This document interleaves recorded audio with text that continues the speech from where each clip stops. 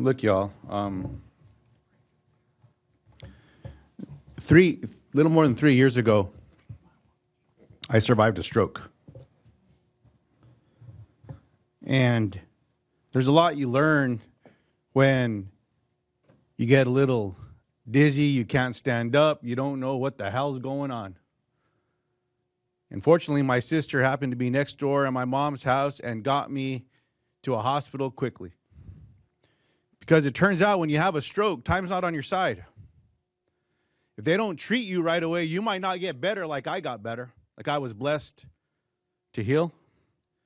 And what Republicans did in ripping away health care with this vote a couple weeks ago is they're jeopardizing more and more loved ones across America, not just those that might suffer a stroke, but other challenges that they may have where time's not on your side, where instead of going to a rural health clinic that might be 30 miles away, you might think 30 miles. Well, I come from rural America.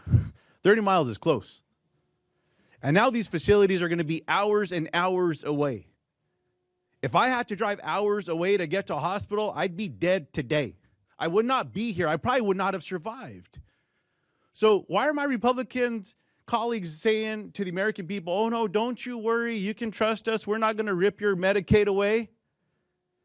And then in the dark of night, boom, they cast a vote and they lied to their constituents, they lied to my constituents, and now these rural health clinics across America are jeopardizing enclosure. And then what about everyone else who might not be able to afford care? What happens if they need help the most? And there's other families across America that do everything they can to take care of their loved ones when they can. Stay home. Stay with mom. There's healthcare providers here today that are home healthcare workers that fill in that gap, that provide more and more support to our loved ones, because loneliness is also something that can terrify you. But if you have a slip and a fall, something that Jean, as governor, she took advantage of her strength and knowing power to bring people together to say, we're going to find a better way to provide help to people in homes. Well, my Republican colleagues here just ripped that all away. It's not right. So I simply want to say thank you to my colleagues around us, to Leader Schumer, to Ron Wyden, and all others that see a path forward to restore these important programs, because it really is a difference between life and death. 60 years ago, some of our colleagues got together and said, you know, we can do something better in America.